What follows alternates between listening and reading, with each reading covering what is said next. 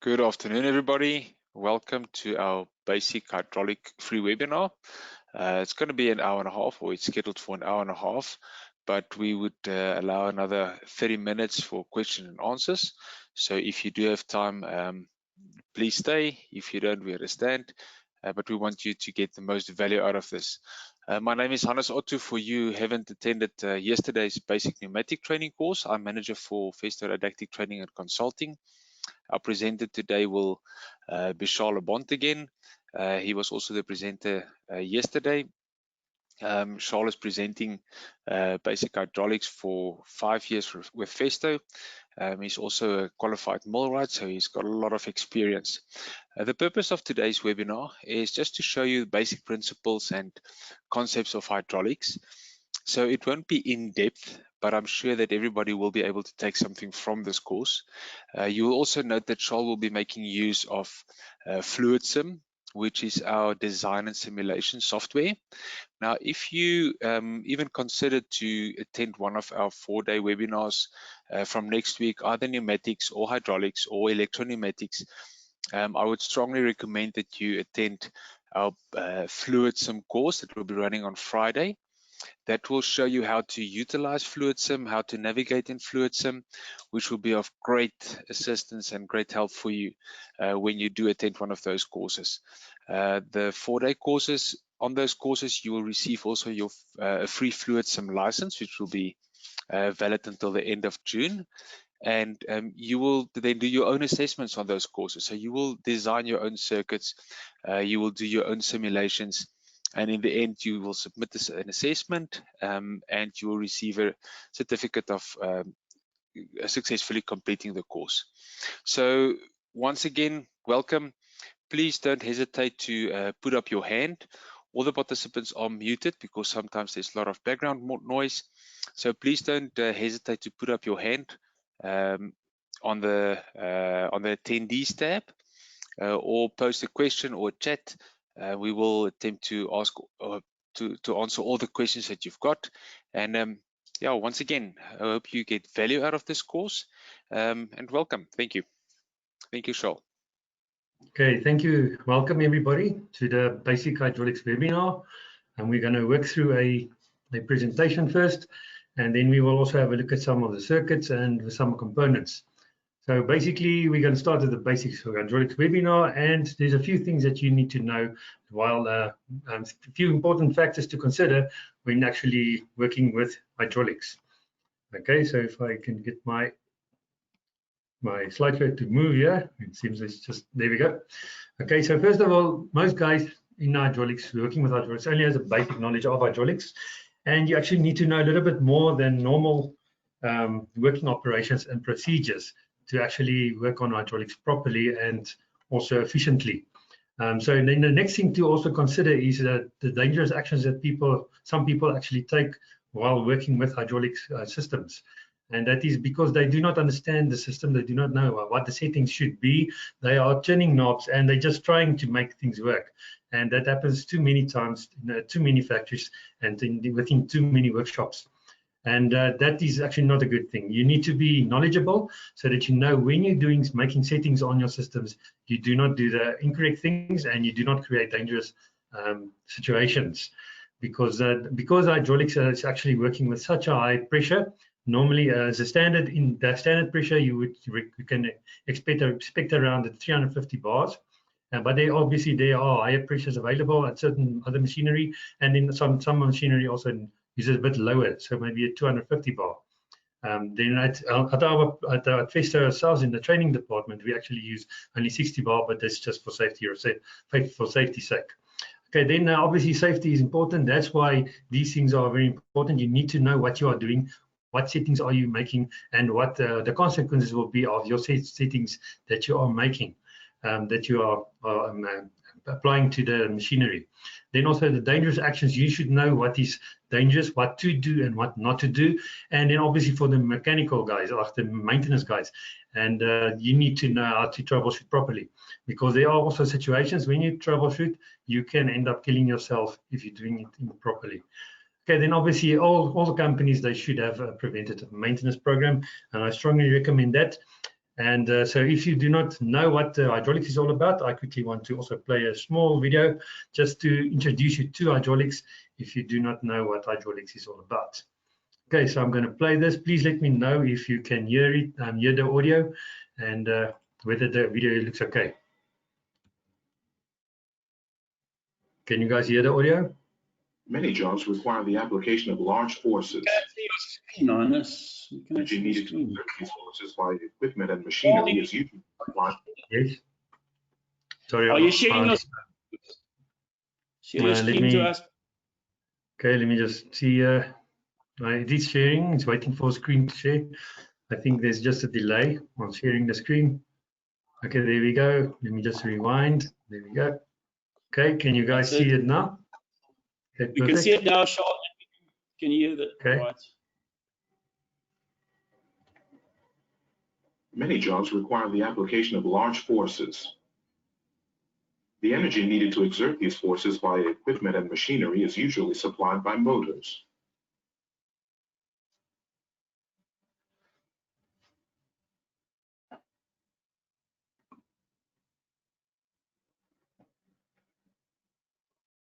But the energy provided by a drive unit is often in a form not suitable for directly powering the working elements.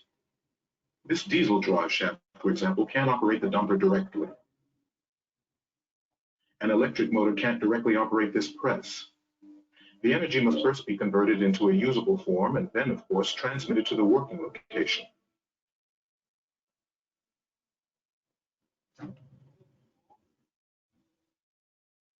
That, for example, is what hydraulics does when it uses a fluid as a medium for transmitting force and controlling movement. Several physical properties of fluids make this possible.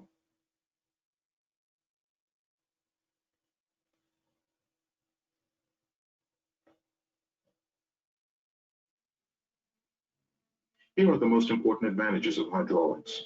A considerable force can be transmitted in carefully measured amounts, as with this press.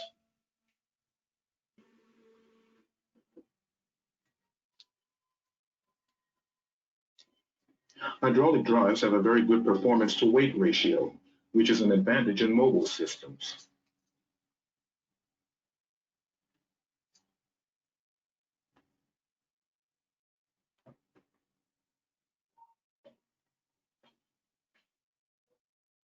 So things can be positioned very precisely, which is very important in the case of elevators or lifts.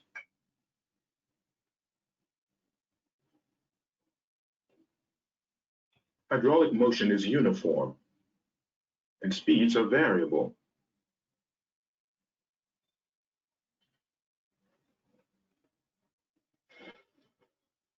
As in this sawing machine, in which the advance stroke is slower than the return stroke.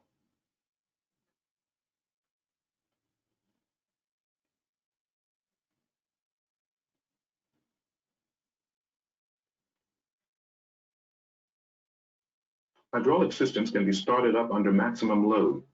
This is important, for example, in platform lifts.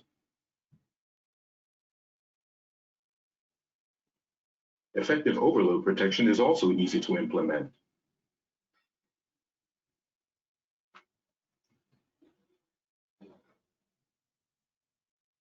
Two forms of hydraulics are available, depending on the application. Stationary hydraulics is used in stationary systems and machinery.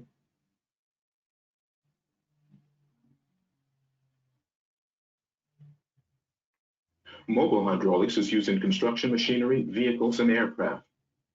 But the physical laws involved are the same in both forms.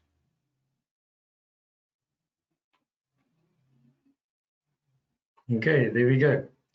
And if we take this away, then we're back on our slideshow. And guys, so that's just an introduction about what hydraulics is all about. So basically, we would like to do work using hydraulics, and hydraulics makes use of a pressurized fluid, and it controls two things. It controls forces and movement. So in other words, we want forces and movement, and these two things together, they actually create work. So work is done when we apply force, against the load and move it across a distance. And that is basically the first principle of hydraulics that we would like to see and remember for hydraulics. So hydraulics is the control of two things, forces and movement, by means of a pressurized fluid. Remember, make note here, I did not say compressed fluid, I said pressurized fluid. Okay, we will talk about that a bit later. Okay, there we go. Here we can also see force. To create the force, we need two things. We need the pressure, which is hydraulic oil. With hydraulic oil, like I said, in general, the 350 bar is actually nothing to actually get to. And it's usually industry standard, depending on your industry. Okay, and then obviously the size of the cylinder would also make a difference, which means the area. So once the pressure is applied to the area of the cylinder, the front of the cylinder rod, there you will actually be able to apply a force to a load. So this is our little triangle that you need to remember as a very important way to work out your forces, your pressures, or your area. So the one that if you want to work something out, I just close the pressure P, so then you can see it's F over A. So the force divided by area, that would give me the pressure. And if I want to know the force, I close it and I see, then you can see it's pressure times area, both at the bottom. Okay, so then the other thing to also remember is, because if you look at creating work, if you want to do work, you need force and you need to move something across a distance. So that means if we look here to have some distance, to create a distance, we need that on a cylinder. That means the movement of the cylinder is dependent on two things, either the volume, which means the size of the cylinder, and the number two is the flow rate. How quickly we can fill the volume of the cylinder to move the cylinder forward. Okay, so these two things, they are very important to remember. And you can only speed up if you increase the flow rate. So from 100 liters per minute to maybe 200 liters per minute, that would change the speed. Okay, so this is important to remember, force and distance, in order to do work. Okay, so these are some of the basic principles you need to remember, and that we wanted to control two things. You can see here, forces and movement, forces and movement. Okay, there we go. So the first one of the other principles that you also need to remember is Pascal's law. You can see I have a nice wine bottle. Some guys like wine, so I thought I'll put a wine bottle here. So if you read Pascal's law, you can see that when a pressure is applied to a confined liquid, as in our wine bottle, okay, the pressure is exerted will be equal in all directions. In all the directions, the pressure is equal, and it will act with equal forces on all equal areas. Now, this is key here at the bottom, equal areas. Now, that is on this bottle, there's actually a place where there is the unequal area, which means it's a bigger area, a larger area than the rest of the bottle. And that would be actually at the bottom of the bottle.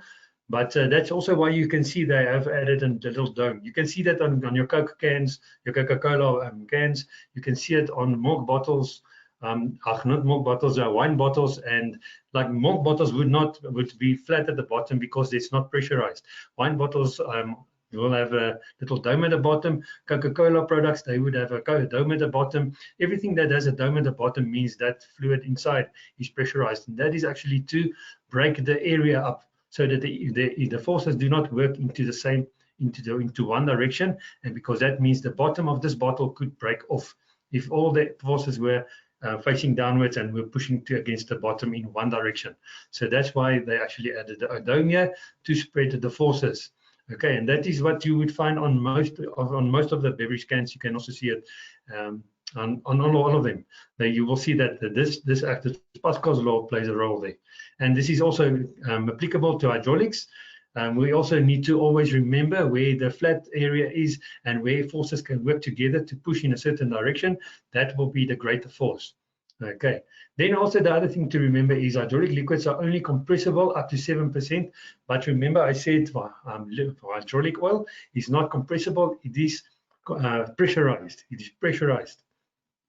Okay, the 7% compressibility that is actually spoken about here is the bubbles are in your oil. If you look at your hydraulic oil, there's always little bubbles inside the oil, and that bubbles, they are compressible. They can compress, not the oil. The oil is only pressurized, but the bubbles inside the oil, they can be compressed. And if you compress them, that means then actually it looks like your hydraulic liquids are also compressible, and that bubbles gives you the compressibility within your oil, not the oil itself. The oil can be pressurized but not compressed. Okay, and that makes a big difference. That makes it a big difference between hydraulics and pneumatics, because this incompressibility makes hydraulic oil and hydraulics overall very dangerous to work with. Because if you do not give the oil a way out, something will explode, okay, or somebody will die. So just some reasons why our hydraulic systems would fail. Okay, yes, this is just some of them, some of the reasons. And as you can see here, number one is your oil contamination. So that is the main thing. All the systems, all the hydraulic systems, 80% of the time, you can see here is just because you contaminated your oil. And that is due to various reasons, either moisture that gets into the oil. There's you can also have some contamination because of corrosion happening somewhere in the system, or something, some sludges could develop, and that could contaminate your oil. It all depends on how clean your oil is and how you keep it clean. Okay, then obviously the second thing is the oil temperature. The temperature of the oil is very important. The maximum for most machines are at 82 degrees Celsius, and as a general, around 30 to 40 degrees Celsius as a minimum. It obviously depends on industry, and it depends on the type of job or the work that the machine has to perform. The third one here is actually over or under pressure. That can be due to certain circumstances or certain situations that develop, or mostly it is because somebody could not set the machine properly, which means that takes you back to having enough knowledge to actually make settings, to do the settings properly so that the machine actually works correctly. Okay, then for number 4 here is cavitation. Now, cavitation happens in under many circumstances already inside most machines, but also operators and of the machine, if they close valves at certain points and the setting is incorrect, then you can actually create your own cavitation, which could be also troublesome to you. And then obviously the number 5 is incorrect troubleshooting methods, because I know what the guys do in the industry. There's 2 guys working together in a maintenance team. One guy stands on one side of the machine, the other guy stands on the other side of the machine. Then one guy turns the knob on the one side and he yells on the other side to the other guy on the other side. What is happening? Tell me, okay, fast, more or less, that type of thing. That means you don't know what the machine is doing. You don't know how to set it. You do not know what should be done to actually rectify the problem. So you are taking a chance by doing some settings, and that's going to create more problems over and under pressure and cavitation. And obviously, because of incorrect troubleshooting methods, you're going to have more problems. You will see more problems popping up, and you're going to have to do more maintenance than you were supposed to do in maintenance. Okay, so on the next thing, just to talk about some hydraulic oils. Now, hydraulic oils, there's a lot of things a lot of properties of oil that you need to consider and know about when replacing your oils, or when you actually want to take one oil out and replace it with a substitute. That's also very important. There's quite a few properties. I'm going to show you all the properties on the next slide here. So here we can see there's a lot to consider when you're looking at hydraulic oils. Okay, it's not just 1 or 2 things, it's quite a list of things. So this is most of the properties that I could find that is most important, and that you should find, that you should have a look at when choosing your oil, and also thinking about what oil to use and where are you going to use it. Now, number 1 here at the top here, the first one, is actually the most important one that I would say, and that is the viscosity. Now, the viscosity, most people call it the thickness of the oil. That is actually the density of the oil, but the viscosity is how easily the oil can flow from one point to another. So the viscosity is how easily the oil flows from one point to another. So if we look at the next slide here, you can see there's a viscosity or hydraulic oil viscosity grades that exist, and that has been worked out, and this is a small list of different countries and different temperatures, how the viscosity, which viscosity is actually suitable for those areas. So if we're in a very cold place, the Arctic, then the viscosity grade should be quite low, which means the oil can flow very easily, but because it's old, it flows more difficult because it's cold. So then remember, the colder your oil gets, the harder it becomes to flow. So that means I might need to add a easier flowing oil, so a thinner oil, a less viscous oil. So, but as it gets hotter, then I need to put in a oil with a higher viscosity, with a higher that flows less easier, and that doesn't flow that easy. So that when there's in an extreme heat of, let's say at the bottom here, if you're in a country with extreme heat, then the oil actually, because of the heat, it thins the oil out and it actually flows in properly the way it should be flowing. So the viscosity grade is very important when choosing your oil, and depending on the area or the country that you are in when you actually choose your oil. And obviously you need to follow manufacturer specifications, but remember, if the manufacturer is in a different country, those specifications might be only be applicable to their country because they are selling in their country. So you need to probably contact them and ask them for your country what is recommended. Okay, but this is the standard. These are the standard numbers. So this is the viscosity grade standards for different countries, just as a small list here. So if it's very cold, the viscosity grade of 22, which means the oil is very thin. And when it's cold, it's going to be a bit thicker. Okay, in extreme heat, when it is very thick, then because of the heat, the oil will become easier to flow. It will become less viscous, and that means then it will actually flow at the correct flow rate, the flow speed, the flow rate will be correct. Okay, but remember that I also said the minimum is usually between 30 and 40 for your machines, and the maximum is usually up to 82. If it goes more than 82 overall, then you're going to have other problems of heat generation, and your machine will start to overheat, and your oil will also start to break down. Okay, and that's a whole new topic by itself. Okay, then obviously oil contamination is because of three things, and these are the three main things that you will usually see in the world, which is solids, water, and air. Okay, so obviously solids, as you get solids into your system and your oil gets contaminated, the solids can get stuck between your valve, the spacings, the clearances, and also like water, it can corrode your all your metallic parts, and also the air. If air gets into your system, that will actually create more compression in your system, and compression means heat, and that means I'm going to heat up my machine even more and more and more. So we need to look at these things very carefully, and you need to replace your filters as much as possible. Okay, then these are some of the other things you also need to consider when you have hydraulic machines at your company. This is a must. Every company that has hydraulic machines in the factory or the workshop, they should have either a filter caddy or filter system that they can actually use to keep filtering their oil. Okay, so this is you must have this. Everybody must have this. Then obviously, if you have a bit of extra cash, then you can have a portable oil tester or a portable oil lab.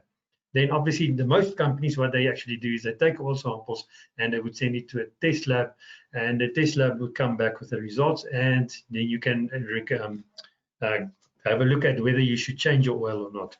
Okay, but that is just for hydraulic oil contamination, rectification, and methods. So this is some of the options available. There are other things that you can also do to save to extend your oil's life.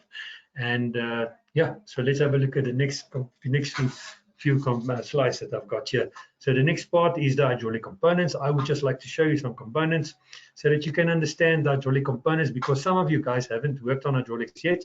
You might be getting into it, and some guys have been working on it, but it's been a mystery up to now. You have been, like I said, two guys, one guy turning knobs and the other guy is shouting yes, no, slower, faster, that type of thing. That's not the way we should work. Okay, so here we have a power pack. Okay, so on a power pack, you would usually have a few components. You can expect to see an electric pump, electric motor with a pump, and it can also be a diesel machine if it's a mobile unit, or maybe a petrol engine that would turn the pump.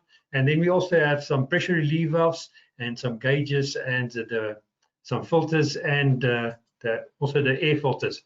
Okay, and then we also have the tank itself, so that where the oil is actually kept all together. So before I go on with this now, I quickly want to play another video just to give you an introduction to the power unit. In the power supply unit, mechanical energy is converted into hydraulic energy. Can everybody hear my power pack video? Anyone? Everybody? Is it okay? Can you hear? And the hydraulic fluid is conditioned. Charles, we can hear you. Okay, Charles, not we can sharing. hear that. You Okay, sharing it? Your video is Okay. playing, yeah? Okay, good. This unit Thank are the you. drive motor, the safety valve, the oil reservoir, and the pump. This is an external gear pump. It creates a continuous flow of fluid. And this is how that's done. The suction chamber is connected to the oil reservoir. When the two gear wheels turn, the volume of the chamber increases slightly whenever a tooth leaves a gap. This creates a partial vacuum in the suction chamber, which then causes the oil to be drawn out of the reservoir. Oil is transported between the gear teeth along the chamber walls to the pressure chamber. The intermeshing teeth prevent the oil in the middle from flowing back. The oil now flows from the pressure chamber into the line, where it is displaced by the oil being supplied continually from the gear wheels. Initially, the pump doesn't create pressure, but only a fluid flow.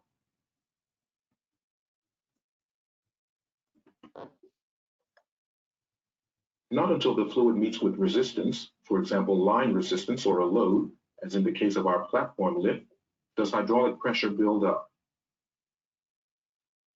When pressure is higher than the resistance of the workload, the piston begins to advance until it reaches its end position.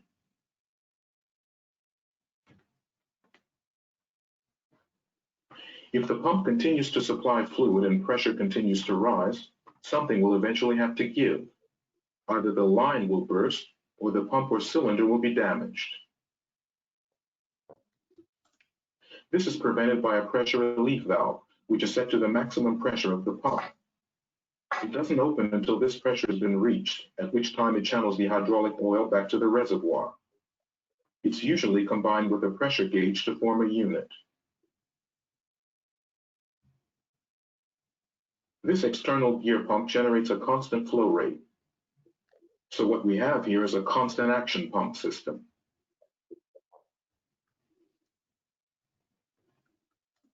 The oil reservoir in a hydraulic system has several functions. First of all, it holds the oil supply for the system and takes up the unpressurized oil flowing back from the system, which it then cools. But also, suspended matter, water, and air must be removed from the oil. In order for the oil to remain in the reservoir long enough for this to be achieved, the reservoir must have a large enough capacity. Before the oil leaves the reservoir and returns into the system, it flows through a filter that traps any remaining impurities.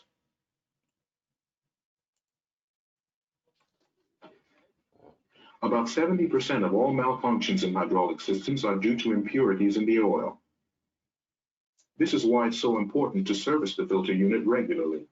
Incidentally, there are filters in the suction line, or in pressure lines, or in the return line. Okay, there we go. That was just our power pack unit. There we go. Just to show you, give you some idea about that the power pack. Okay, so if you go to the next slide, you will see that we actually are going to look at some pumps. And these are the three main pumps being used for hydraulics. This is a gear pump, the vane pump, and the piston pump. And you can see the gear makes use of two gears intermeshing, and they actually create the pressure.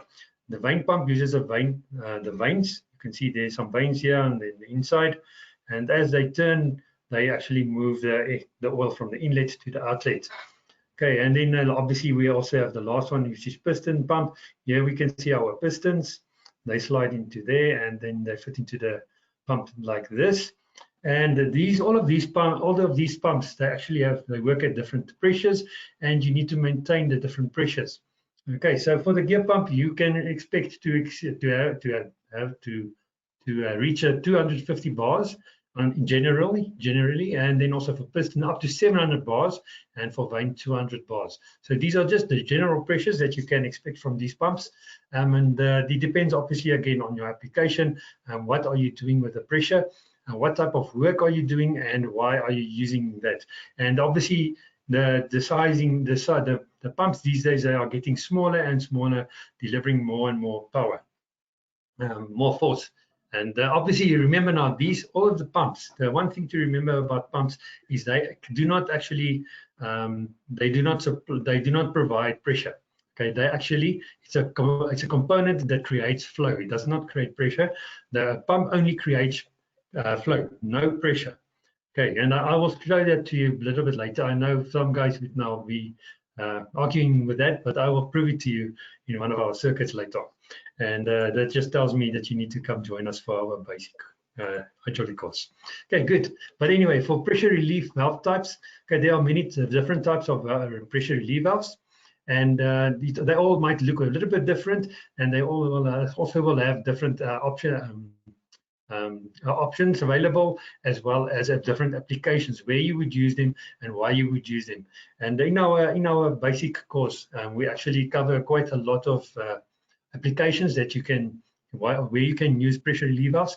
And remember, the valves are what makes hydraulics very difficult is that the name it changes based on the work it does. Okay, so I can have one pressure relief valve in two places. They look exactly the same, but they have different names because of the function it does, it performs in that circuit. Okay, so the name changes based on function. The name, if you take out the valve and you hold it in your hand, it might be a pressure relief valve. But if I put it into a circuit and I use it in a certain way, it becomes a pressure sequence valve, for instance. Okay, so there's different types of valves available, and they are all used in different ways, and the name changes based on the function of the circuit. Okay, what that valve does in that circuit. That makes hydraulics quite difficult. That's why you need to understand symbology very well, and you also need to understand what the purpose is, that function of that valve in that circuit, on that system. Okay, so that if you do make a change or do some settings, then it is the correct settings that you are doing and making to that machine. Okay, then obviously there's different tubings that are being used for hydraulic systems. Okay, it's usually flexible hose and standard iron pipe and steel. That's just to tell you about the types of piping that they use. And then obviously there's also limitations, just to add here. On the flexible piping, there's some limitations as well. You need to make use of if you make 90-degree corners, make a 90-degree corner, you do not use a flexible pipe to go around a 90-degree corner. You are going to create problems for yourself and the machine. So maintenance will be working soon. Okay, and then if we look at some hydraulic cylinders, these are mainly the parts of the barrel of the hydraulic cylinders. You can see the barrel is the long part. This part here, in which the cylinder, the piston actually slides through. Okay, so that is our barrel. The piston rod is that part that sticks out on the one end, and it actually pushes our load or brings it back, depending on whether it's connected to the load or not. Okay, and then also the piston head, it's this part here. Then we have some other seals as well in the side of the cylinder. So the rest of it is quite easy, and those are the basic parts of a hydraulic cylinder. Okay, so obviously I just want to show you here as well, there are different types of hydraulic cylinders available, and they all have different applications as well.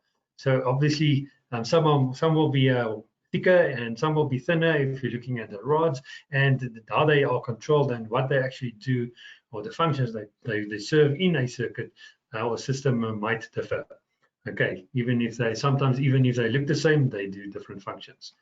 Okay, so here we go. Also on this slide, you can see there will also be a lot of types of valves, different valves that's available to use in your systems. And in this case, I've got a pressure relief valve here, and I've got a flow control here. This is a one-way flow control. Actually, can show you one of them just here. Let me show you just one practical, just to make it a bit practical. There we go. Okay, so here we go. Here's our valve. Okay, there we go. It's a one-way flow control because you can see there's a check valve on the inside, a one-way valve, in parallel to your restrictor or your flow control. Okay, so there you can see this is you can see also all the components of the hydraulics. They are all metallic in nature, and that is because of the high pressures that we work with, and we need material that can withstand the high pressure. Okay, so there we go. Then another thing that we can look at is, to remember, is actually that you need to follow manufacturing specifications, number one, and then obviously you need to modify it like the oil, like I've spoken about the viscosity of the oil. Then in your country it might have to be different.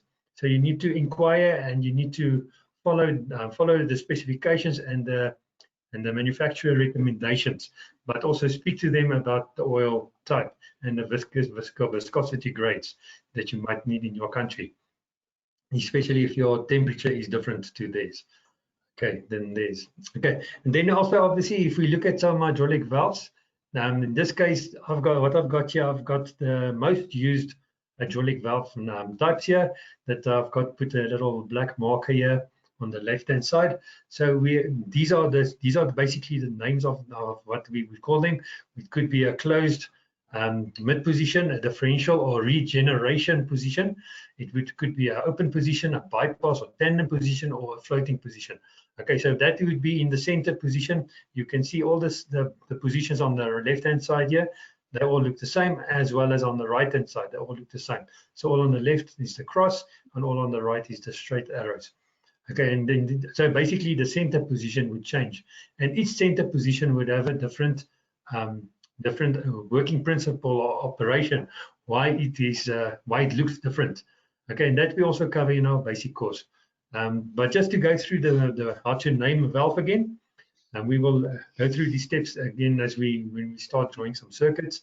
And let's just quickly have a look at them. So number of ports again. So if I have a pressure line, or if I have a tank line, I have two working lines, A and B. That means there's 4 ports. So pressure, tank, working line, A and B. There's 1, 2, 3, 4 ports. Okay, and then number 2 is how many positions do we have? We have 1 square, we have 2 squares, we have 3 squares. Okay, so that means 3 positions. So this is a forced 3-way valve. Okay, now if we look at the condition, if we look at the condition and you have 3 positions, then you would state the mid position. So in this position, in the middle here, you can see everything is blocked. So that would be a mid position closed. Okay, a closed mid position. So this at the moment, if we just go through number 1, 2, and 3, we would say this is a forced 3-way valve, mid position closed, and then method of actuation. In this case, we can see we have solenoids on the sides. So this is dual solenoid actuation, and then method of reset. Because we have 2 springs, we can say spring centered. So that means as soon as I remove the electrical solenoid signals, then the valve would always move to the middle, back to the center position. Then obviously last step is the port size again. Okay, so obviously that you would need your physical valve in front of you so that you can measure your port size, or if you have it the technical drawings and it's stated somewhere, then you can use that as well to look at the port sizes.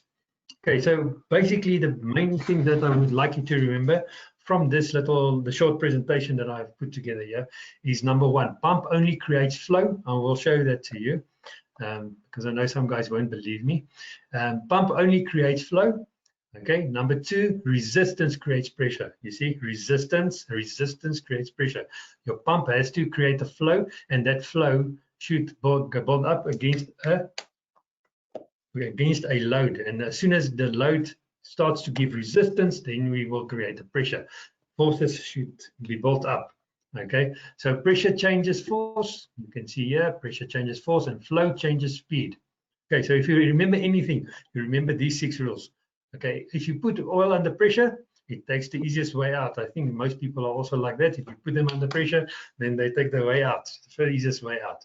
Okay, and then also here you can see oil from a high pressure area moving to a low pressure area will generate heat. So if we have a high pressure area, so let's say 250 bar point area where that pressure is maintained, and then you take it through a flow control, and the other side is a lower pressure, that means there will be heat generated over that flow control. Okay, and these are the main six main rules that I would like you to remember from taking with you from this webinar today. If you remember anything, please remember that. Yes. Charles, there's a question. Yeah, there's a question on the question board. Is there any difference between the valves used for pneumatics and those using for hydraulics? Yes, there is definitely a difference. I'll quickly see if I have something I can show you. Okay, if we go to this valve. Okay, this is the inside of the valve. Now, if you think about pneumatics, what would you see here? You would see seals, isn't it? You would usually see some seals. Let me quickly see if I can show you a pneumatic valve as well. Just want to open my one slide here, or my simulation, and we can compare. We can maybe compare what we see here. Okay, let me just for one here, see if I can show you simulation to compare. There we go. Okay, so here's a pneumatic valve. Okay, and here's a hydraulic valve. Okay, so if we look here, I just close it a little bit. There we go. Okay, so here you can see there's a seal there. There's a seal there. There's a seal there on the pneumatic valve. A seal there, a seal there, and a seal there. So there are many seals within your pneumatic valves. Okay, number one, that is one big difference. Okay, the second difference is this can usually be of some plastic composite composition put together, you know, to make it cost effective, that type of thing. This is not. This is actually a plastic they made now clear so that we can see the inside, but you can see how thick it is. It starts here and it ends there. It's to maintain the pressure, to hold the pressure, to be able to handle the pressure. Remember, pneumatics runs at generally at 6 bar, at maximum maybe around 10 to 12 bar, but the hydraulics run at 350 bar and more, and depending around there, plus minus in general. So the pressure here is extreme. And you can see there, here on pneumatics, we can use seals. On hydraulics, there's no seals. There's no seals here on the inside where the spool is. What you see here is we have grooves, yes.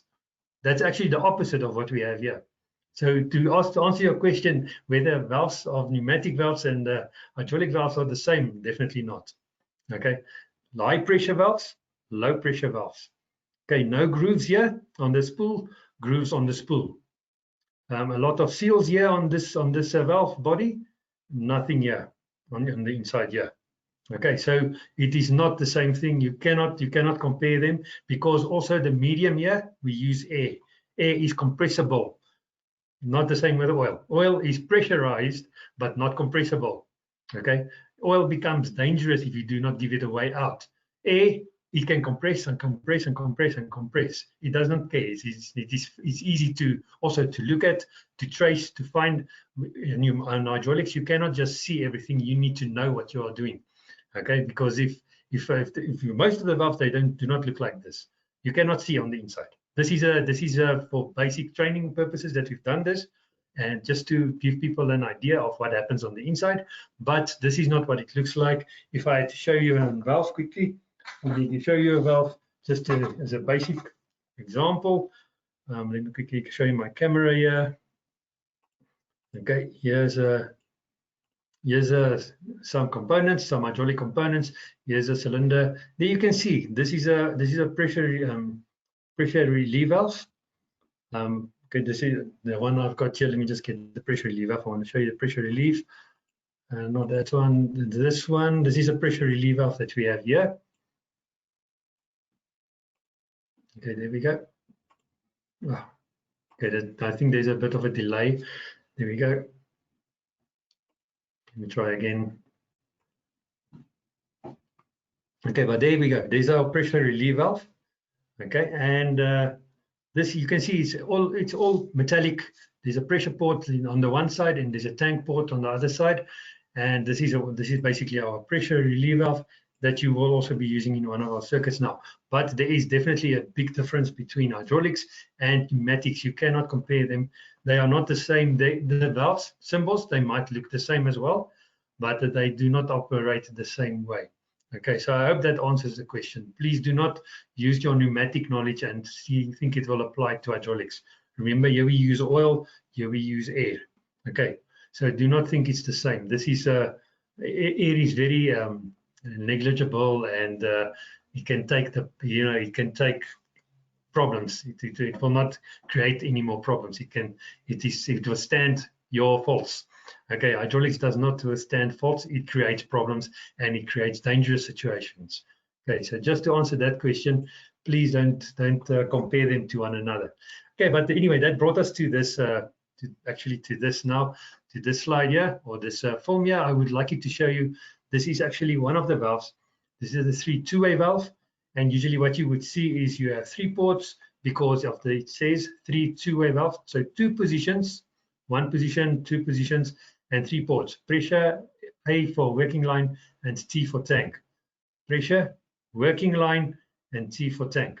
Okay, so here we can see we have been changing the position now of the lever, and that's actually changing the position of the spool on the inside. Okay, so what you can see here is the oil is returning from working line A back to tank at the moment. Okay, so that is what this valve does. Let me just see if I can make it a bit smaller. There we go. There it changes again. Okay. Okay. Now we can see the oil flows from P to A. That is the pressurized oil flows into the working line. If I switch the lever, then all the oil can flow back out to the tank line. So oil must always move somewhere. Okay. If you do not move oil and you build up pressure, and you do not remove the pressure or give the oil away out, then something will explode. Okay. So this is a basic two-way valve. If we look at a two-way valve, and there we go. Let me just see if I can make it a bit smaller there. And it doesn't seem to go smaller. Okay, but anyway, this is a two-way valve. Here you can see we only have a pressure line and a working line. So it's a P and an A. Okay, so pressure line is connected on this side. The working line is connected on that side. There is no tank on this line. This is you can see two ways. So it's basically open valve or it's closed. It's open or closed. So we either open or close. So as the lever switched to this side, we opened the valve and the oil can pass through. If we switch the valve again, then we block all the oil to go to port A. Okay, so this is the inside of the valve. And the reason why we made it clear so that you guys can see, because normally, like I said, you cannot see the inside of a valve. If we look here, you cannot see the inside. This is all you see. You need to know what this valve actually does physically and how does it operate. Okay, so on the inside, this is basically what it looks like. And this is just to give you a proper demonstration of how the oil flows. Okay, so there you can see. Okay, if we look at another, okay, this is a zoomed in. Let's just look at another valve. So four two-way valves are used a lot of the times. So with 4 ports, one for pressure, one for tank, and then 2 outlet, 2 working line ports, so which is A and B. Okay, so if we play this one, we can see what happens here. The pressure from the P line, the pressure line, there it passes through to line A, working line A. So say for instance, our cylinder is moving forward now. Now then all the oil in the front, it's coming out of the cylinder and it passes from inlet B and it goes to tank. Now, if we switch the lever again to the opposite side, then it should change. Then let's have a look. Let's quickly see how far that is. Yes, okay, so it's still going to go a little bit of a while. There we go, and it changed. Okay, now let's have a look what happens now. Now the pressure line is connected to the B line and the A line is connected to the T line. So this is opposite of what we saw just now. Okay, because of the lever that we switched. We took it from this side to this side. We switched the position and it changed the position and the flow of the oil. So here we can see pressure going in at B, coming back. The oil comes back at A and flows back to the tank line and back to tank. So always oil must return to tank. As with pneumatics, all the air must return to exhaust. Be exhausted back to atmosphere somewhere along the line. So we do the same with the oil, but it does not go to atmosphere, it goes to tank. Okay, there we go. This is just a zooming in again. Okay, so what we have here is P, the pressure line is the oil flows from P to A, working line A, and the oil coming back from the cylinder on the opposite side comes in at B, and there we go, it changed again. Okay, so here we can see A is connected to the tank line and the pressure line is connected to the B line. Okay, so as you switch the valve and you switch the lever, then the position of the spool will change. You can see it, you saw it now, it moved left, up and down here on this on the simulation here. Okay, then obviously the three-way valve, this is now the one of them I showed you now. The many types that you get, the closed mid position, the open mid position, the regen, the tandem, all those types of valves. This is the closed valve. The mid position is closed, and we can also know we will be able to see it now actually being closed in the mid position. So this is in the one position where A is actually connected to T and P is connected to B. Okay, so that is in one of the two sides positions where P is connected to B. So that means it's on the right-hand side. Okay, and there we go. So there we go. That is the mid position now. It is blocked. You see, everything is blocked. There's no oil coming in from P. There's nothing going out into A or into B is blocked. So this spool is now in the center position. Now, if we kind of switch it again to the opposite side, the lever, then we will see it goes to the opposite direction. Okay, let's just give it a chance. There we go. Okay, now P goes to A and B goes to T. Okay, so these three positions, they all matter. And the mid position is always dependent on your application. What do you want to do? And there's different reasons why you would use different mid positions on your hydraulic valves. Okay, and these are all just directional control valves that we will be looking at and drawing some circuits with and having a look at. There we go.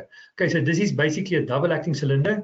The guys that did pneumatics yesterday, you would remember this symbol. We have the same symbol here for hydraulics. This is just, again, you have two ports that you need to connect, but in this case, we're using oil to move the cylinder up and down, or in and out rather. Okay, so in this case, the cylinder is now extended. There it retracts. So now the oil in the front and the oil in the back, it went to the tank line. So pressure was placed on this side, a pressure line. There we go. Now we changed through let's say a 4-2-way valve, and the pressure is now applied to the back, and the oil in the front goes to tank. And so it just changes position. Okay, so for retraction, oil is in the front. For extension, the oil would be in the back. Okay, so the pressure line, we just changed the pressure and the tank line connections to change the position of the cylinder. Okay, so basically, again, let me just show you the other live feed again. There's our hydraulic cylinder. Again, you cannot see the inside. It is closed. You need to understand what happens on the inside. You need to know and need to have some knowledge on what is happening on the inside. Again, I'm showing you this because this is a test. This is for education purposes. That's why we have this cylinder here. Okay, and but you would not see something like this in practice, obviously. Okay, good. So let's quickly have a look at some of the. Let me just close that one. Some circuits for hydraulics. Okay, so basically, I'm going to open my drawing program. This is called FluidSim, and in my case, I have a license for hydraulics and pneumatics, and then obviously that's why I have pneumatics here to choose from, and as well as hydraulic technology. Then our other technologies I also have is the electrical, and if you join us tomorrow and on Thursday, we're also going to do some PLC, so we might show you some of the PLC goodies as well. Okay, but yes, so let's draw some circuits, hydraulic circuits, just to see how it's going to operate, and we're going to choose some actuators. Remember, actuators are the components that actually does the job. Okay, and here we have a double acting cylinder and a single acting cylinder. There we go. On the pneumatic side, this would be an exhaust. In the hydraulics now at the moment, this is just an open port, so it's just where air can exit and enter, so that you do not create a vacuum or a pressurized circumstance there or condition on the front end. On the double acting cylinder, you actually have two ports to connect. On the single acting, it's only one cylinder. Okay, so as with the pneumatics, we also need a power supply, but we're also going to need a power supply or some supply to actually operate our hydraulic systems. So for hydraulics, we would need a power pack. Okay, so in our power pack, if we have a look at our power pack here, what we have here is we have our pump. This is our pump unit. Okay, this is our pump. This is our coupling. There's our motor. It could, in this case, it's an electric motor. So electric motor turns to our pump, and the pump would create flow into the system. Okay, it's a flow component. Okay? So it takes up the oil in the tank and it pushes it into that hydraulic line. So what happens also, what we have in this unit here is if the pressure builds up, we have a safety valve. So this is a safety valve, a pressure relief valve, which is connected to the main line of the pump. Okay, so if, for instance, if I had to remove that line and the pipe was still blocked here, and I switched the pump on, what would happen? The oil would be sucked into the to the pump, and it would be flowing, circulating here. So there is no dangerous situation that has been created. If we close this completely and the oil could not return, you would start building up pressure on this line, and you would have an explosion or something else giving. Okay, and then that is also a very dangerous situation. Like I said, oil must always go back to tank. You have to give it a way out. Otherwise, something will break or something will go wrong. Okay, so in this case, we would only need a power pack. So, and we're going to supply our system. Let's say we're just going to use a single acting cylinder in this case. So we're going to supply our single acting cylinder to actually to move forward and backwards. Okay, so what you also usually have on a power pack is some extra tank lines that's available to connect some pipes back into the tank so that the oil can return to tank. But you can also create your own tank lines on your drawings.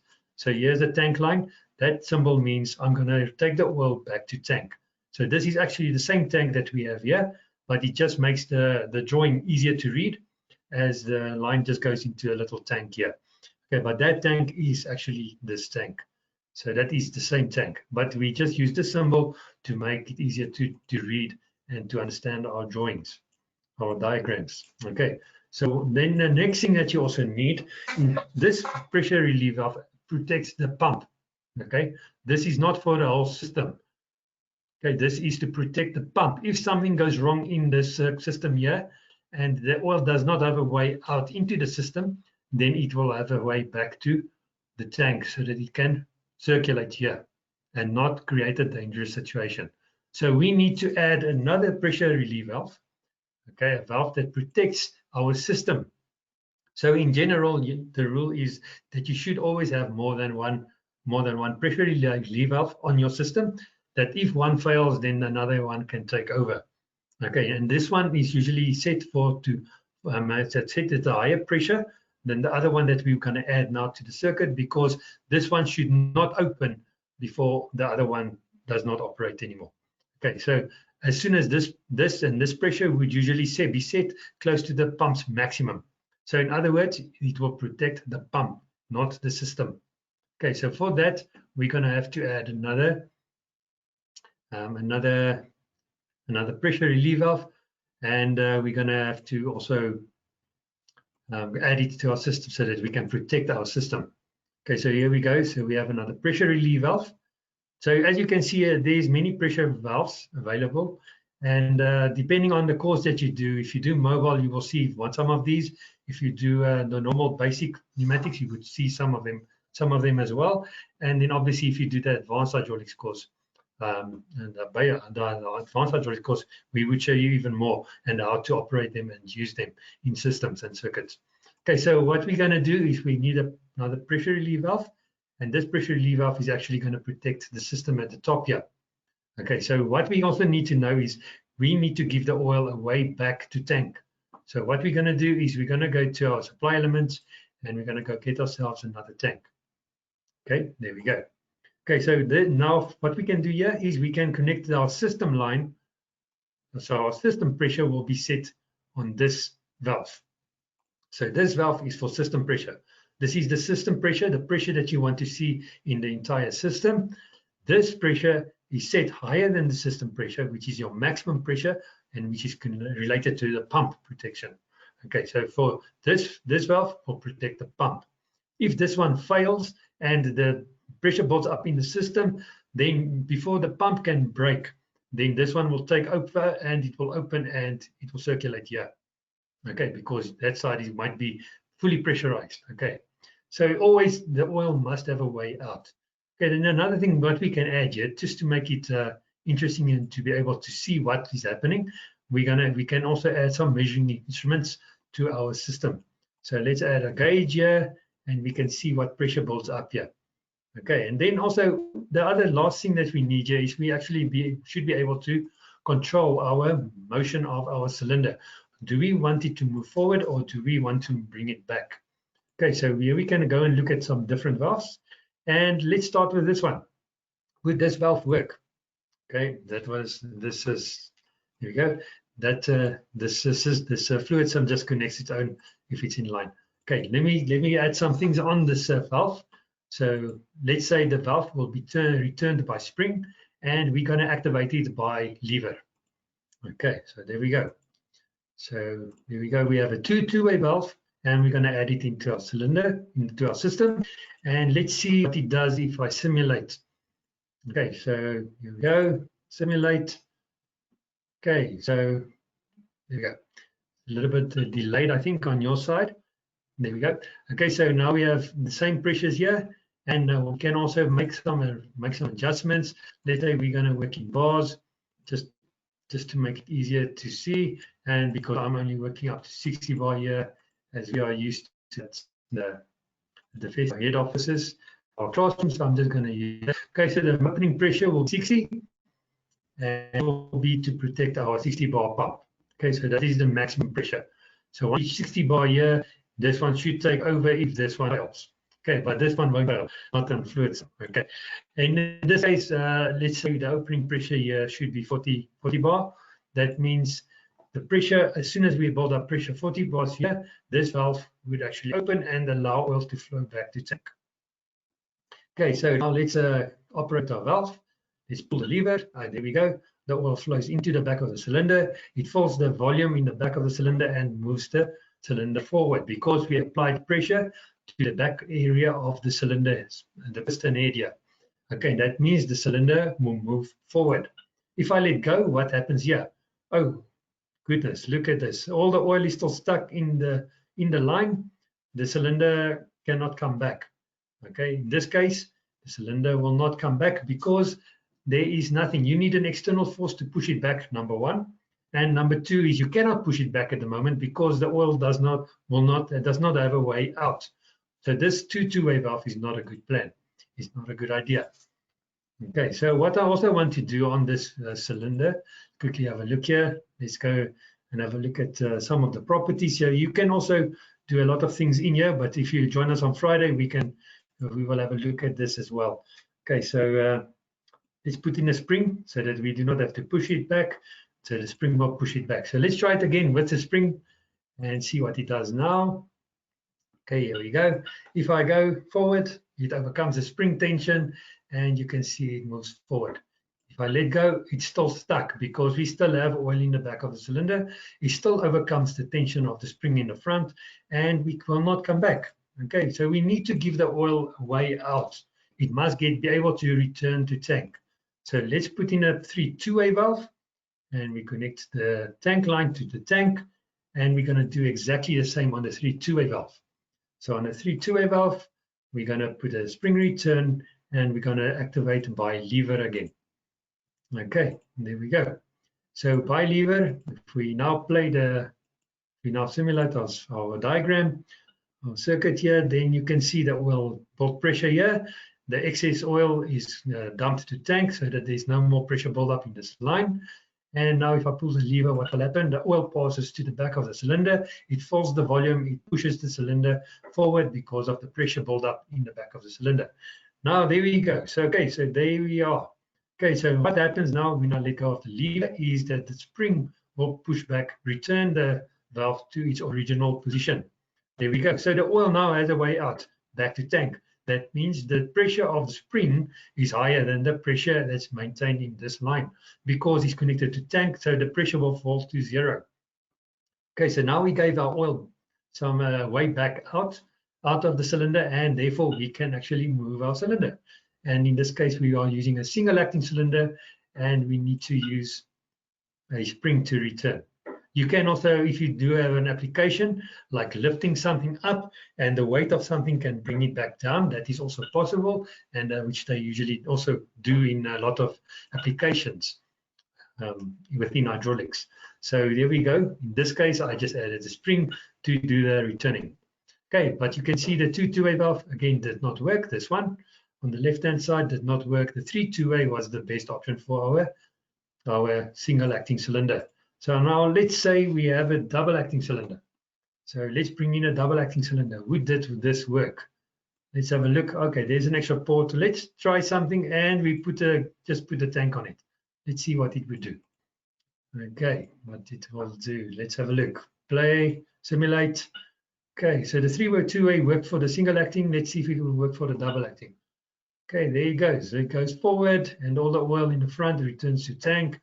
And if I let go, the oil disappears here. It goes back to tank and there's no oil on that side. I'm not able to pressurize the front of the cylinder.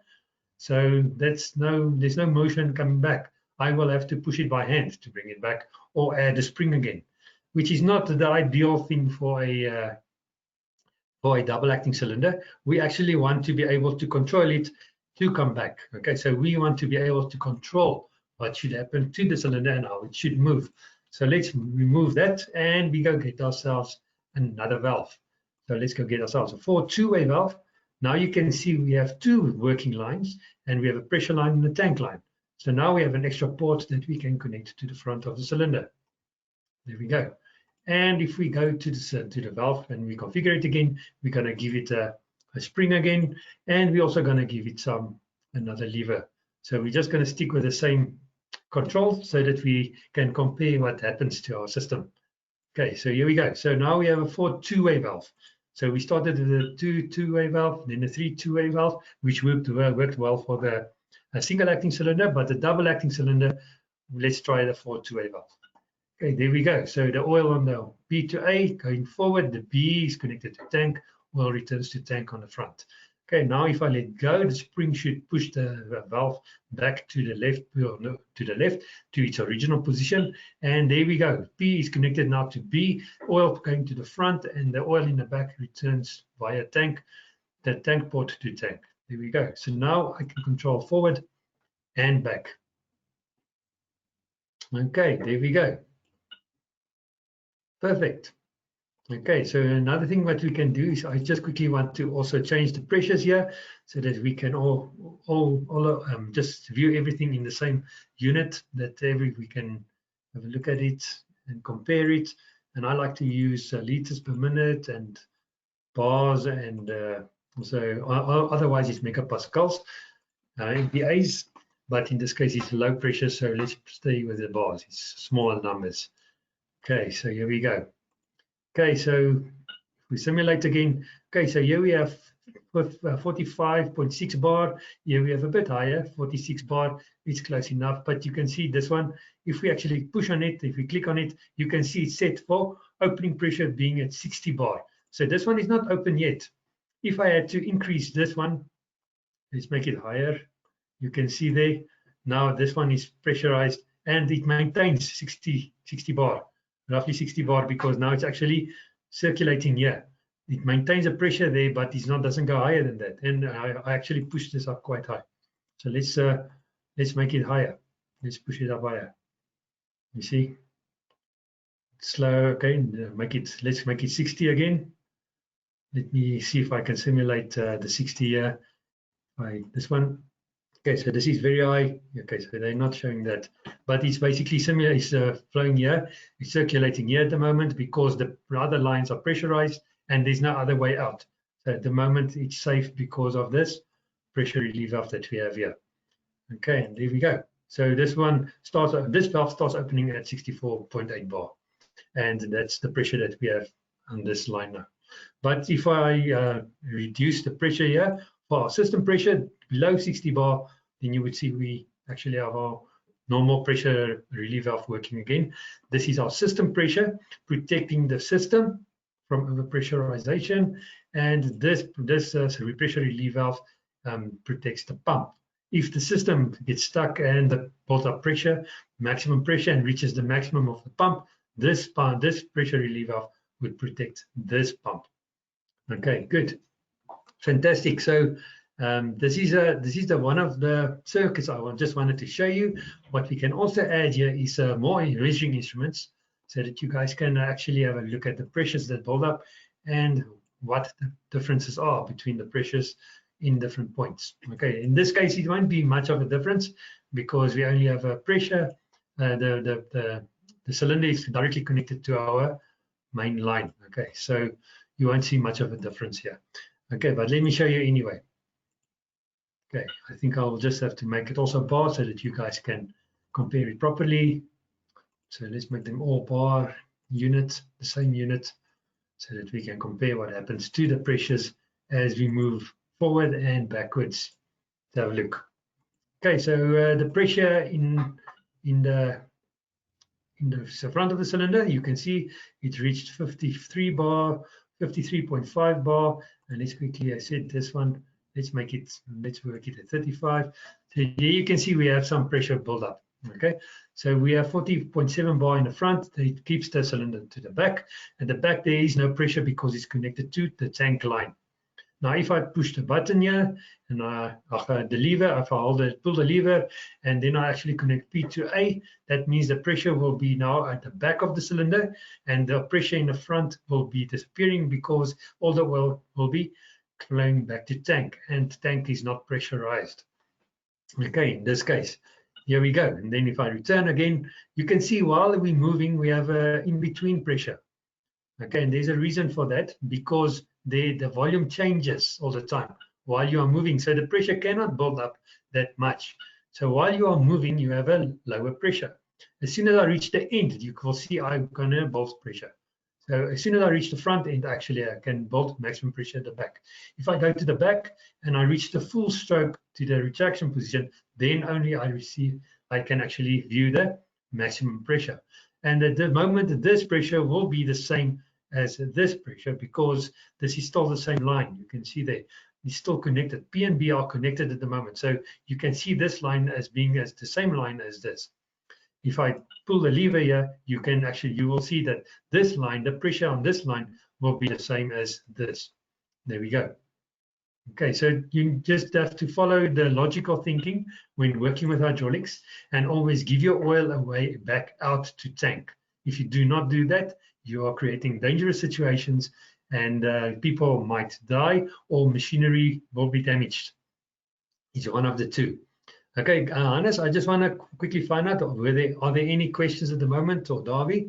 Are there any chat questions that I can answer at the moment at present from anyone? Charles, Hannes actually is not here anymore, but there's no questions currently. There was a question early on that someone have asked, why do they use pneumatics instead of hydraulics on the brakes of commercial trucks? I've answered the guy that you must know that pneumatics is air, and air is available in unlimited quantities, and that means that's why they use it on brakes on commercial trucks. Yes. Okay. So yeah, that is one answer, and obviously the other answer is if you had to use a hydraulic system, it would cost a lot more because a small power pack will cost around 40,000 rand if you're in South Africa, and even upwards. So it's not an easy task to go the hydraulics route. The pneumatics, the compressors are much cheaper. If you're starting with a smaller compressor and you only need to generate 6 bar. But in this case, we have a small power pack here, only 60 bar, but that will already cost you maybe around 25,000 rand. So it depends on what the application is, and your application should suit the system you're going to use, should suit the cost effectiveness of your application as well. So you need to compare the two. So yes, Davi, I agree. It's a good answer, and I think just the cost also can be taken into consideration to compare whether it is actually necessary to install hydraulics.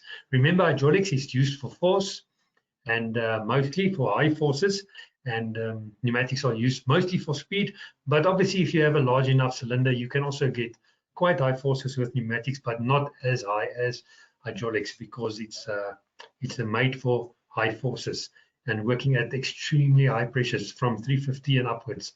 Like the diamonds, the factories that make diamonds for your grinders, they actually work on a 1,350 bar to make your diamonds. So they make the diamonds, putting the coal under pressure, and then those diamonds goes onto your grinding discs, and that is actually how they make those. But that is an extremely high pressure, and 1,300 bars is quite high.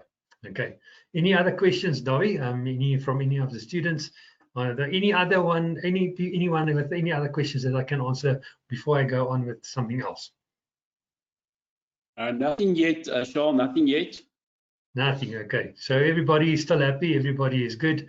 And then, okay, so let's go on with another valve, we will get another valve. We will make use of a forced three-way valve. So we're going to add another position to our system, okay, to our directional control valve to control the system even more accurately or more in a way that we would like to use it, okay, or use it. There we go. So let's take this one. This is a normally closed, okay, and it's a forced three-way valve. So in this case, now we have a third position, and that means the mid position is now closed. Okay, so that is mid position closed. Okay, there we go. And so let's, what I'm also going to do is I'm going to take away the button on this valve. And I'm going to put two springs to so that the valve will always return to center. Okay, so I have to operate the valve, the lever to actually move it into one of the directions. And then the cylinder, yeah, there we go, two levers. And then the spring will always take it back to the mid position. Okay, so if we go to supply limits, we're going to go put the tank again. And there we go. Okay, so let's simulate and see what the forced three-way normally closed mid position does. Okay, so there we go. If I push the lever, okay, you see if I let go of the lever, it returns to the center because I have two springs. Two springs will always return back to center. Okay, so let's try the other lever. Okay, you see it goes back to center. Ah, look at the extra. Now we have an extra option available, and that means we can actually stop our cylinder in any position. Okay, I can stop my cylinder in any position because my mid position is closed. I'm blocking the oil flowing in or out of the cylinder, and I'm maintaining the position of the cylinder. And there we go. Okay, fantastic. Okay, that is just because I put in a forced three-way and I replaced the forced two-way with a forced three-way. Mid position closed. Okay, let me change the forced three-way again. Let me change the mid position just to give you some other examples. Okay, so in some instances, you might want to have a tandem connection or a bypass connection. So there we go. That's a bypass connection. As you can see now, the pressure line is connected directly to the tank line, and you will see that we are just sending the oil from pressure line straight to tank. There's a reason for that, and it's also being used in a lot of hydraulic systems for this specific reason of preventing heat buildup and heat generation. So in other words, if I have maximum flow, I do not build pressure. When do I start building pressure? As soon as I have a load. So in other words, I need to push the oil against something, otherwise I do not have a pressure. You can see the pressure is 0 on this gauge because there's no oil, no pressure buildup really. So this is basically 1 bar. So it's very, very low because all the oil flows back to tank through my valve. So if I want to make sure I do not build up heat, that means I need to flow all my oil back to tank and not through any valves. Okay, but if you take it through a valve, then it should be for a certain purpose, as with this one is used for safety purposes. Then obviously as oil passes through a small hole, that means the oil struggles to get through the hole. That causes the oil to heat up. But luckily for us, the oil will heat up and return to tank. And tank is very nice because it's a good place for oil to rest because that's a place where it can cool down again. Okay, so here we go. So going backwards, and let go of it, and forwards. Okay, there we go. There we go. And I can stop my cylinder in any position because of my mid position, which is closed at the top, but at the bottom, I am not building pressure. That means I am not generating heat. That's fantastic. Okay, so Charles, yes. There's a question. They say, do you think we need a non-return valve just immediately after the pump?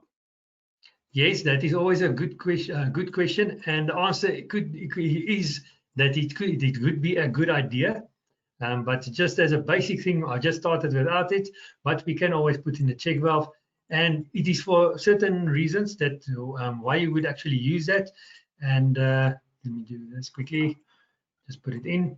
Okay, so there's certain reasons. If you build up pressure on this side of the system, and there's a dropout of let's say the motor switches off. The motor switches off, that you lose electricity, then the oil should not be able to return if your pump is only made to turn in one direction. Then it is a very good idea. If you have a bidirectional pump to pump oil in and are able to come back, to turn backwards, then it's okay. But in this case, most of the machines, most of the pumps there that we would see in the systems would be one unidirectional or one directional. So in that case, then it is a good idea to add your check valve so that the oil, let me play and start it up here. Let me start it up here. Okay, so there we go. So let's build it up. Okay, in this case, it won't be it's not a very good circuit because I have a return to tank here. Okay, but we can make it a closed then so that you guys can just see what it will do. So let's make the mid position a closed position again. So just block everything again. There we go. And there we are. Okay, so let's build up pressure and let's switch off the electricity, basically. Okay, so now there we go. We have 40.7 bar, and let's switch off the electricity. So no revolutions on the motor and the pump. Okay, there we go. Now you can see it closed. The pressure is maintained within this line. So it does not go anywhere. It's not being applied to the back of this, to the pump, because you can see this one actually allowed some oil to flow back freely, but it was not, and actually also through the pump itself. Remember, some of the oil will creep through the pump to the back, to the tank again. It's not 100% sealed. Okay, so obviously it also depends on the type of pump that you have. Yeah. Okay, but in this case, the oil just seeped through wherever it could to get back to tank. It was not under pressure, and you can see there the check valve prevented any of the pressure being applied to a switched off pump. Okay, so if you're in a country where you have a lot of power losses, then that would be a good idea to add there, or even just as a safety precaution to protect the pump as well. Then another reason why you would actually put a check valve in here is actually, if we go to, let me just quickly see, I'm looking for a certain valve. Let me just see where I can get that one. I haven't used that one in a long time. Quickly see here. I think it's on the, well, no. Okay, I haven't used it in a long time. I need to look for it quickly. But there's something called an accumulator. Okay. Then an accumulator, I would like to use an accumulator, add it to my system. Oh, there we go. Okay, there's an accumulator. I'm just looking for another one. There's one specific one I want. Okay. Yeah, okay, I'll look for that. Okay, but anyway, this is a good reason, a good component to put into your circuit to actually protect your pump.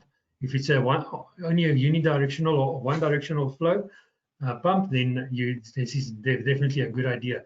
But most of the time, you should see this in commercial machinery, because your pump can be quite expensive to replace and to protect the customer from making mistakes and creating problems, dangerous situations, and also the operators. Then you would add that to that. You would add it to the circuit, to the system. Davi, was there any other questions on this circuit at the moment for the double acting cylinder? Currently nothing. Nothing. Nothing. Okay, guys, if you have any questions, you need to ask, please, so that we know also that what you are aiming to get out of the out of the systems here, the webinar that we actually showing some systems here. And if you are new to hydraulics, please also ask questions so that we also know what your aims might be to actually for actually attending the webinars, so that we can help you to get to the place that you would like to go. Okay, and reach the maximum potential that you are allowed to reach. Okay, or able to reach. Okay, there we go. So I can't see the one that I'm looking for. Oh, there we go. There we go. Okay, here's our accumulator. Okay, just going to add an accumulator here. So basically, an accumulator is like a place where you can store your hydraulic energy. Okay, and that means now I can actually switch off the power, and we will still have some energy to actually do work with. Okay, and a lot of the machinery that you guys will see at your workplaces, they would usually have an accumulator either electrically or mechanically actuated, or by some means of a PLC. Okay, and to actually switch it on and connect it to your main line, going to your system to maintain the pressure. So let's simulate this one. I'm just added an accumulator, and this, when you have accumulators, you definitely need to have a one-way flow control to protect your pump. And I'll show you that. I'll show you now why. Okay, so let's switch on. Okay, there we go. Okay, we simulated it, and we can move our cylinder forward and backwards. Now what we also do is we open our accumulator so that it can charge up. Okay, let me just quickly stop here. I just want to change the unit also to bar so that you guys can easily compare and not to do conversions in your head. Okay, here we go. So, okay, let's play it again. Okay, so let's charge it up. And so now the accumulator is starting to charge up. Okay, you can see, oh, it's still displaying PSI. Don't worry, I'll set that again. Okay, there we go. Okay, so you will see now it starts to fill up and he's getting to the end. He's holding a certain pressure here. So that pressure is now, that's a certain amount of oil is stored in here in the accumulator, and there you can see there's a little arrow there, that which is an open arrow, which means it's a gas. The gas is actually pushing against the oil to push it into the system. Okay, but it doesn't do that now because this line is pressurized and the pump is still forcing oil into the line. And again, we need to give it a way out. Okay, so what we can do here is let's push up the pressure, and there you can see now it is fully pressurized. Okay, and now what you can also see is, now let's take off the pump revolutions, we switch it off, all the power. Now the power is off. Okay, and all the oil leaks out back to tank, and you can see the pressure here drops to 0. Okay, because now you have some protection here, protecting your pump from turning backwards. Okay, and that's why you would put a check valve, because especially if you have a accumulator in your system, it will maintain the pressure even when your pump or your power went off. Okay, so now even with this pressure now, at this point, as the way it is now, okay, I'm going to be able to move my cylinder using the pressure from my accumulator. So it's like a place where you can store your energy for later use, or when power fails and you have to return your cylinders to its original position. So it will be able to move until you reach 0. Okay, so here we go. So let's see how many we can get out of this movement, and it will start to cease. Yeah, there we go. Okay, so now the pressure is just too low to overcome the friction of the seals on the inside of the cylinder, and therefore we cannot get it to move again. Now we need to switch on the power again, or our municipality should switch on their power so that we can actually have power again to operate our system. And there you can see now the motor is turning, the pump is turning, it's applying oil, it's charging up the lines, and here we can move our cylinder again forward and backwards. And at the moment also, while we're doing that, we are charging up our accumulator. Normally on an accumulator also you would have a valve, if it's a manual valve, or a different type of valve, which is controlled either via solenoid or the manual. Usually you would have 3 options. You can either charge it and use it, or you can block it, shut it off from the system so it maintains its pressure. So let's drop this one to 0. There we go. Okay, so now let's just stop this one as well. So now we can see we removed all the pressure from everywhere on the system. Okay, we can also let this go again. There we go, also 0, 0, 0, 0. But you can see our accumulator still has pressure on the inside of it. Okay, so there's still pressure remaining on the accumulator that we can still use. All we need to do is we need to open it, and so that it can actually, and we need to make sure our pressures are maintained at a certain pressure on our set points of our pressure relief valves. So let's quickly start it again, and we're gonna simulate it again while we're going to store our energy, and then we're going to switch it open again and then see if we can operate. Okay, so now we're charging up our accumulator. Okay, Charles, sorry interrupting you. Yes. It's nearly 3 already. Okay. Will you maybe finish off, or because there's a lot of people that's actually are leaving now? Okay. Thank you. Okay, good guys. Thank you for coming to the webinar, and I hope you saw a few things that you learned, and we hope to see you in our basic hydraulic course so that we can actually spend more time with you and show you a lot more detail about hydraulics so that you can learn a lot more. The hydraulics is not straightforward, and you need to know what you're working with and what you are doing before you actually work on hydraulics. Okay, so that's what I would say with hydraulics, and thank you for coming, and we would like to see you tomorrow again. Tomorrow we're doing electro-pneumatics, and I would like to see everybody again for electro-pneumatics. Davy will be the presenter, and yes, I hope to see you again. And also for the other guys, some guys that's more on the instrumentation side, Thursday would be the PLC courses or the PLC webinar, and on Friday it will be for everybody that wishes to do a course later on or register for a course. You need to understand how to work with FluidSim, our drawing package, so that you can do the practicals and design some circuits for us. Okay, thank you very much, guys. Thank you, Davy. That's it. Okay, anyone can let me know if anybody has any more questions. Just let me know. Thank you.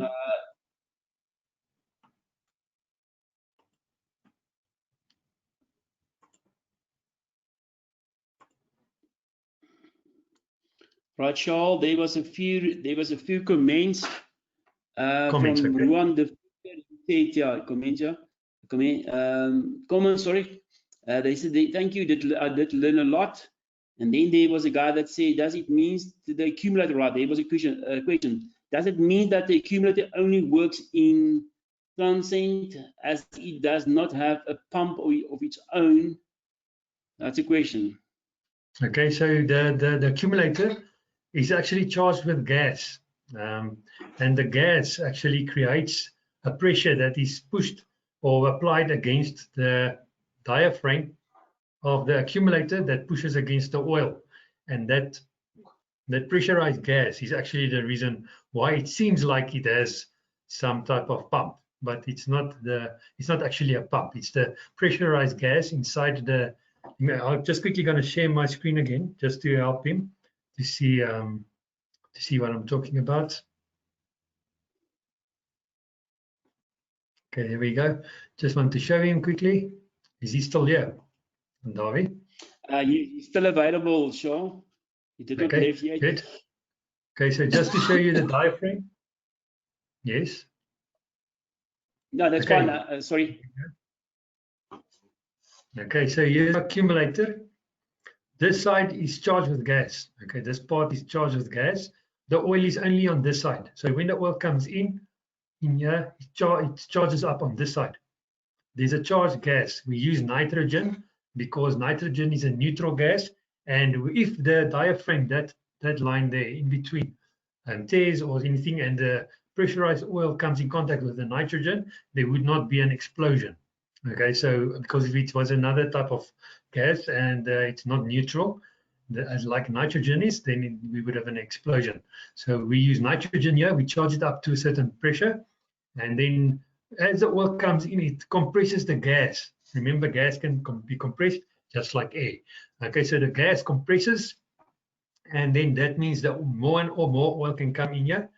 And then as soon as we open here and we want to use the accumulator again to actually supply the line to our system, then the gas, because it's compressed, it will push it out. It will try to release. So it will push out all the oil back into the system, and that will cause the pressure to build up in the system, and then that you can actually use it again as a backup battery or that type of thing, to actually move components around, move your cylinders in and out, extend it and retract it, or to turn your motors left and right to get it to its home position, for instance. Okay, I hope that answers the question. So there's no pump. It's just a gas, compressed gas we use as a means of creating a pumping situation or condition. Okay, any other questions, Darby?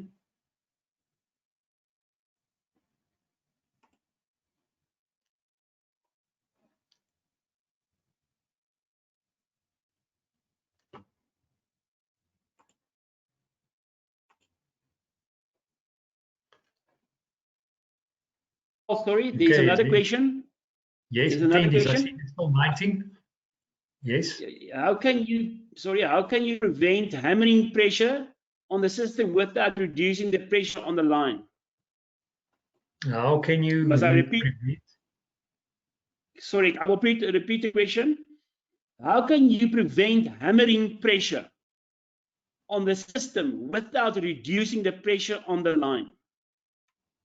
Okay, there's okay, hammering. I would like to see your system first of all. Actually, I don't know exactly what type of system are you working with, or what is the application. That's something I would like to see so that I can actually make a proper recommendation on that.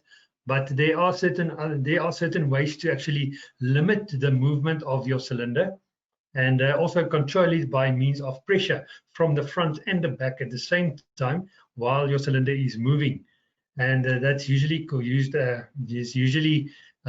What we make use of is counterbalances, and also by other means of other valves.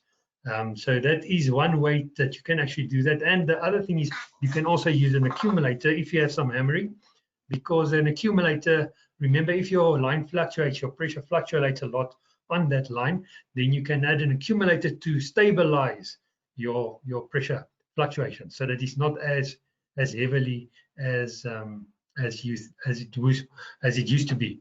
Okay, so accumulator might even be part of the solution, but accumulators are quite expensive, and it depends on the application whether it's going to be worth it or not. If the hammering causes a lot of product defects that you're actually selling, then it might be worth investing in it, because then you will have more components and more products that's worth it to actually be sold and make a profit from it, and then not. So if that is, I hope that answers the question. Dawie, I'm not sure. Right, there's another question, Charles. There's a guy that asked about, please, sir, before you go, I don't really understand a 4 to 3 way valve very well. Will you please explain the 4 to 3 way valve? Okay, I'll just quickly show you again a 3-way valve. Yeah, if you guys come for the course also, we will spend more time on going through the valves and actually going into more detail. But anyway, let me quickly see if I can just illustrate a 4-3-way valve. This is a 4-2. I'm just going to quickly change it into a 4-3-way, just to grab something here. Okay, there we go. And here we go. Okay, so there's a 4-3-way. Let's say it's spring centered, and let's make it manual operation on both sides, like the valve we've had before. So it's not the first time you see the valve. Okay, so basically you have 4 ports, 1 pressure, tank A and B, so working lines A and B, pressure and tank. Okay, so that's of 1, 2, 3, 4 ports. Okay, those 4 ports. Let's just simulate the movement as well. So those are 4 ports, and we have 1 square, 2 squares, 3 squares. So we have 1, 2, 3 squares. That means it's 4 ports. 3 squares means 3 positions. That means it's a 4-3-way valve. Okay, in this case, the condition of this valve would be a mid-position bypass. Okay, mid-position bypass, because P is directly connected to T. Okay, so it's a 4-3-way valve, mid-position bypass, and it's got a lever actuation on both sides, dual or double lever actuation on both sides, and then spring centered. So if I activate, let's say for instance, I activate this valve and this lever, then it means it will push the valve to the left-hand side. Well, to the right-hand side, the spool will move on the inside of the valve to the right-hand side, but I will connect the left. So P will be connected to A and B will be connected to T. If I let go, the 2 springs will push it back to the center, Okay, it will hold it in the center. And then if I actually pull the other lever on the opposite side, you will see we connect P to B, not P to A this time. On that side, P was connected to A and B to T. Now we have swapped them. We can have connected P to B and A to T.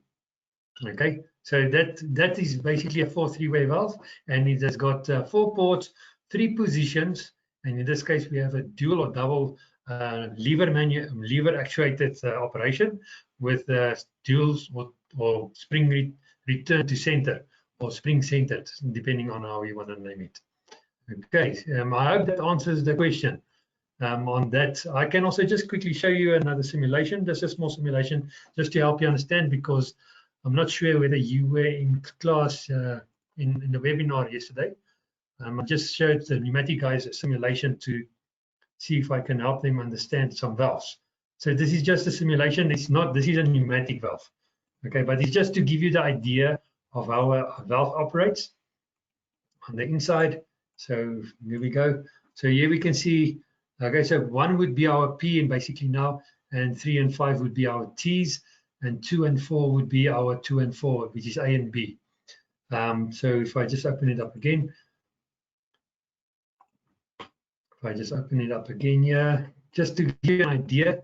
So the middle part, this part, the spool of the cylinder of the valve, that part moves. Only that spool part, it moves left and right. Okay, so it moves left and right, and I connect the other ports that way. Okay, so that's basically all you'll be doing with a valve. And the 4-3-way would have obviously 3 positions. Let me quickly see if I have a 4-3-way just to simulate as well, just to give you a better understanding of what you are looking at. Sorry, I just need to go look for my 4-3-way quickly, my simulation.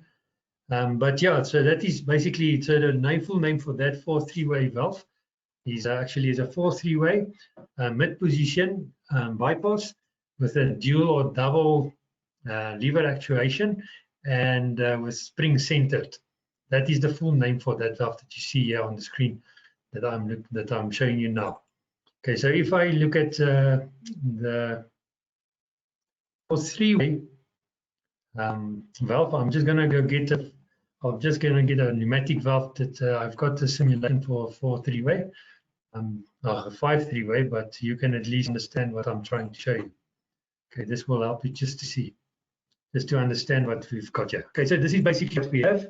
This is a 5-3-way, but for the hydraulics we used a 4-3-way. So in other words, we only had 4 ports, not 5. Okay, so basically what happens is when you move to the left, you're going to connect 2 ports and another 2 ports. And if you go to the other opposite direction, then you're going to connect the other 4 ports again, but they will be opposite. So on this side, we connected 2 and 3 and 1 and 4. On this side, we connect 4 and 5 and 1 and 2. The ones on the ends, they would be tank on this situation. But if you go to the center, everything is blocked. Okay, so that's basically a 4-3-way. So 4-3-way means that there are 3 positions. Okay, the mid position in this case is closed, everything is blocked. The oil cannot go anywhere, come from anywhere. The oil is stuck wherever it is. Okay, it cannot do anything. On the left-hand side, we will supply oil to one output, one of the working lines, number 4, and it will come back via number 2. Okay, so let's play that again. So now we go here. So you can see the pressure will be going to number 4, and the oil, the pressurized oil will be going to number 4, and the oil coming back from the cylinder will come back from 2 and going to 3, which goes back to tank. If I go to the opposite direction, then we swap it around. Now the pressure will go to the line number 4, the working line number 4, and the oil coming back from the cylinder will come in at 4 and exit at 5, going back to tank. So that is just to, so you can see here, if you compare this part here to this part here, you can see this is the spool part that moves, only the spool moves and not the whole valve. Okay, this represents the spool moving left and right and what the positions would be in a certain position. Okay, there we go. So just I hope that clears up the thought or the thinking, and I hope that helps. I think yes. we are I think we are on actually to 4:45 now already. Okay. There's any other questions now? Are there no more questions? Yes, no more questions. Yes. Okay. Okay. So guys, I thank you very much. I think we will see you tomorrow again for another for the electropneumatics course, short course webinar, and then we will see you for more courses after that. And on Thursday will be the PLC, and on Friday we will have the fluid sim. So if you want to know how to use our drawing package, we would definitely help you. Okay, guys. So thank you very much. I'm going to end the meeting now, and yeah, and then we will see you guys again tomorrow at the same time, same place. Thank you very much.